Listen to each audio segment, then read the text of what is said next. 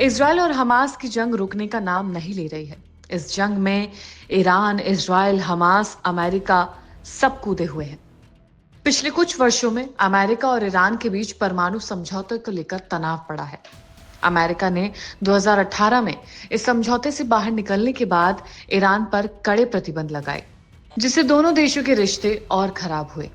इन प्रतिबंधों के बावजूद ईरान ने अपने परमाणु कार्यक्रम को जारी रखा है, जिससे अंतर्राष्ट्रीय समुदाय की चिंता बढ़ी गई है। ईरान ने मध्य पूर्व में अपनी रणनीतिक स्थिति को मजबूत करने के लिए कई प्रॉक्सी संगठनों का निर्माण किया है। इनमें से कुछ प्रमुख संगठन कताइब हिजबुल्ला और नुजबा हैं, जो इराक और अन्य मध्य पूर्व देशों में सक्रिय हैं। इन संगठनों के पास हजारों लड़ाके हैं जो ईरान की क्षेत्रीय नीतियों को समर्थन प्रदान करते हैं। ईरान के ऐसे सशस्त्र गुट जो इजराइल पर भी लगातार हमला कर रहे थे। अब हाल ही में इन प्रॉक्सी संगठनों ने अमेरिका के सामने समर्पण करने की इच्छा जताई है, जिससे क्षेत्र में संभावित संघर्ष की आशंकाएं कम हो सकती हैं। कताइब हिजबुल्लाह के कमांडर ने कहा कि वो युद्ध को और बढ़ाना नहीं चाहते हैं और तनाव कम करने के लिए तैयार हैं।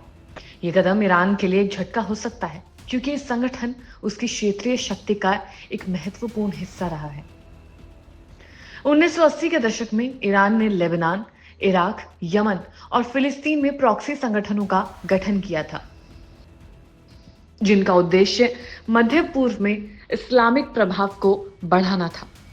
अमेरिका और इजराइल ने हाल के सालों में इन संगठनों के खिलाफ कार्रवाई तेज कर दी है, जिससे क्षेत्र में तनाव बढ़ा है। इजराइल ने हमास को खत्म करने के लिए पूरी तरह से जी जान लगाई है। अमेरिका ने ईरान के परमाणु कार्यक्रम को लेकर कई बार चेतावनी दी है। पूर्व राष्ट्रपति डोनाल्ड ट्रंप ने कहा था, अगर ईरान अपना परमाणु हथियार कार्यक्रम नहीं छोड़ता तो इजराइल के नेतृत्व में सैन्य कार्रवाई संभव है।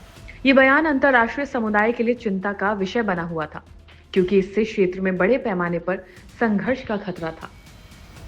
हालांकि जब डोनाल्ड ट्रंप ने चुनाव लड़ा, उस दौरान उन्होंने इजराइल से कहा कि वो गाजा में इस युद्ध को खत्म कर देंगे।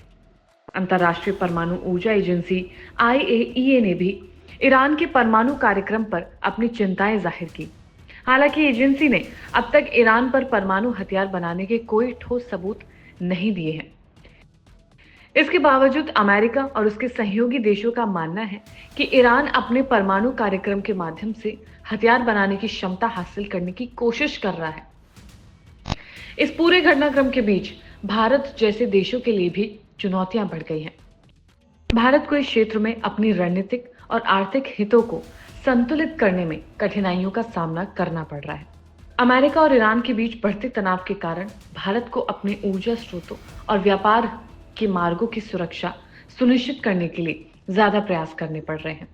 ईरान और अमेरिका के बीच परमाणु समझौते को लेकर इस जारी गतिरोध में क्षेत्रीय प्रॉक्सी युद्ध और अंतर्राष्ट्रीय दबाव ने मध्य पूर्व की स्थिति को काफी ज्यादा मुश्किल बना दिया है।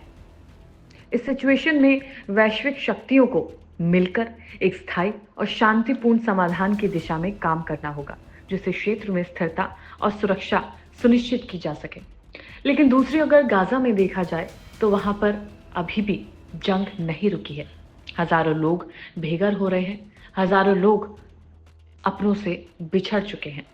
गाजा में स्थिति इस वक्त काफी ज्यादा खराब नजर आ रही है, चाहे वो बिल्डिंग्स हो, चाहे वो सड़कें हों, चाहे फिर वो हॉस्पिटल्स हों, सब कुछ तबाह हो चुका है। ऐसे में अमेरिका के राष्ट्रपति डोनाल्ड ट्रंप की तरफ से भी कई बयान सामने आए हैं, जिसमें वो कहते हैं कि वो गाजा पर नियंत्रण करेंगे ताकि उसे अच्छी दिशा दी जा सके। लेकिन अब हाल ही में अमेरिका और ईरान के बीच परमाणु समझौते को लेकर तनाव बढ़ रहा है। इजराइल को जंग में जिताने के लिए अमेरिका जी जान लगाएगा। ईरान ने मध्य पूर्व में अपनी रणनीतिक स्थिति को मजबूत करने के लिए कई ऐसे संगठनों को बनाया। ईरान ने मध्य पूर्व में कई ऐसे संगठनों को बनाया जो उसकी मदद करे। कई ऐसे प्रॉक्सी संगठनों का निर्माण किया गया, जिनमें से कुछ प्रमुख संगठन कताइब हिजबुल्ला और नुजबा है, जो इराक और कई मध्य पूर्व देशों में अभी भी सक्रिय हैं। इन संगठनों के पास हजारों लड़ाके हैं जो ईरान की क्षेत्रीय नीतियों को समर्थन प्रदान करते हैं। लेकिन जो चौंकाने वाली बात सामने आई है, उसमें ये देखा जा रहा है कि इन प्रॉक्सी संगठनों ने अमेरिका के सामने समर्पण करने की इच्छा जताई है, यानी कि वो अमेरिका के सामने जंग नहीं लड़ेगा। अब देखने वाली बात ये होगी कि गाजा में, ईरान में और इज़राइल में क्या स्थिति होने वाली है।